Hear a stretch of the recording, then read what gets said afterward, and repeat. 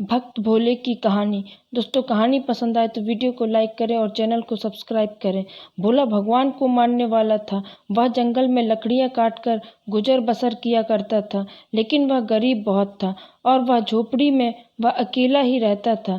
वह सप्ताह में एक बार मंदिर जाया करता था। एक दिन उसने देखा कि भगवान की मूर्ति के सामने बहुत दीपक अथवा अगरबत्ती जल रहे हैं, जिसके कारण हर तरफ धुआं धुआं हो गया था।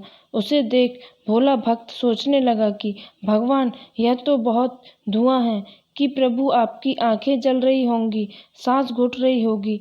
आप ऐसा करो प्रभु, आज आप मेरे घर चलो। आज लकड़ी बेचकर अगर पर्याप्त धन मिल गया तो उससे हम दोनों का खाने का प्रबंध हो जाएगा। उसके भोलेपन को, साफ हृदय को देखकर प्रभु उसके सामने साक्षात प्रकट हो गए और बोले, ठीक, तुम जाकर भोजन बनाओ। जब बन जाए मुझे बुला लेना, मैं आ जाऊंगा। इसके बाद वह खुशी खुशी घर गया। फिर भोला भक्त खुशी खुशी घर गया, भोजन की तैयारी करने लगा। जैसे ही भोजन की तैयारी हो गई, उसी वक्त वह मंदिर की तरफ भगवान को बुलाने के लिए चल पड़ा। थोड़ी दूर ही गया था, उसे रास्ते में एक बालक मिला। वह बोला, मुझे बहुत भूख लगी है। फिर क्या, भोले भक्त को उस पे दया आ गई और वह उसे अपने साथ अपने घर ले गया और बड़े प्रेम से उसने उसे भोजन कराया। भोजन कराने के बाद वह फिर से मंदिर की तरफ चल पड़ा। रास्ते में उसे एक बुढ़िया मिल गई और बोली, मैं बहुत दिन से भूखी हूँ, अगर कुछ खाने को मिल जाता तुम्हारा भला हो जाएगा। वह फिर उससे अपने साथ घर ले गया और उसे भोजन खिलवाया और आशीर्वाद प्राप्त किया। अब भोले का घर का राशन खत्म हो गया तो वह लाला की दुकान पर राशन लेने गया। जैसे ही उसने अपना सारा वृत्तांत लाला को बताया तो वह उस पर हंसने लगा कि भगवान भी कभी किसी के घर खाना खाने आते हैं।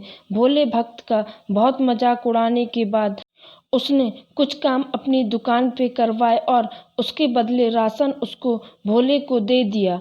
राशन लेने के बाद घर में खाने की तैयारी करने लगा। जैसे ही तैयारी हो गई, वह फिर मंदिर की तरफ चल पड़ा।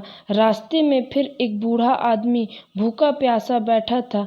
फिर वह तीसरी बार उसको वह घर ले गया और उसको बहुत प्रेम से भोजन खिलाया। कुछ राशन शेष बचा था, वह फिर चला भगवान को बुलाने और आखिर मंदिर पहुंचा और भगवान को न्योता दिया और बोला कि भगवान, चलो, घर में खाना तैयार है, चलो मेरे साथ प्रभु। उसे देख प्रभु बोले कि भोले, मैं तो भोजन 3 बार पा चुका हूँ। भोला भक्त बोला कि हे भगवान, कि आपको तो मैंने खाना खिलाया नहीं, मैं तो मंदिर अब ही आया हूँ। भगवान बोले कि जो एक बच्चा, बूढ़ी माता और वह बूढ़ा व्यक्ति को जो तुमने खाना खिलाया, वह असल में मुझे ही तो खिलाया है और अब मेरा पेट भर गया। भगवान ने उसे बहुत समझाया, पर लेकिन वह भोला भक्त समझ नहीं पाया। भगवान उसका दिल रखने के लिए उसके साथ चल पड़े। घर पहुंचने के बाद भगवान बोले, चलो, मैं एक शर्त पर खाना खाऊंगा। भोला भक्त बोले, बोलो प्रभु, कौन सी शर्त? तुम्हें मेरे साथ खाना पड़ेगा। तो फिर भोला भक्त और प्रभु एक ही थाली में खाने लगे। जैसे ही प्रभु खाना खाकर गए हैं थे, वैसे ही भोले के दिन बदल गए। वह धन धान्य से भरपूर हो गया, उसके पास किसी चीज की कमी नहीं रही। प्रभु की असीम कृपा बरसने लगी। यह सब देख वह लाला, जो उस पर हंस रहा था, वह यह सब देख हैरान हो गया और लाला मंदिर जाकर भगवान को न्योता देने लगा कि प्रभु, मेरे घर आओ और खाना पाओ। प्रभु उसे बोले कि तुम घर जाकर प्रबंध करो और जब बन जाए मुझे बुला लेना। लाला हंसता हंसता घर गया और अपने नौकरों को बोला कि मंडप की तैयारी करो और 36 प्रकार के बढ़िया भोजन बनवाएं।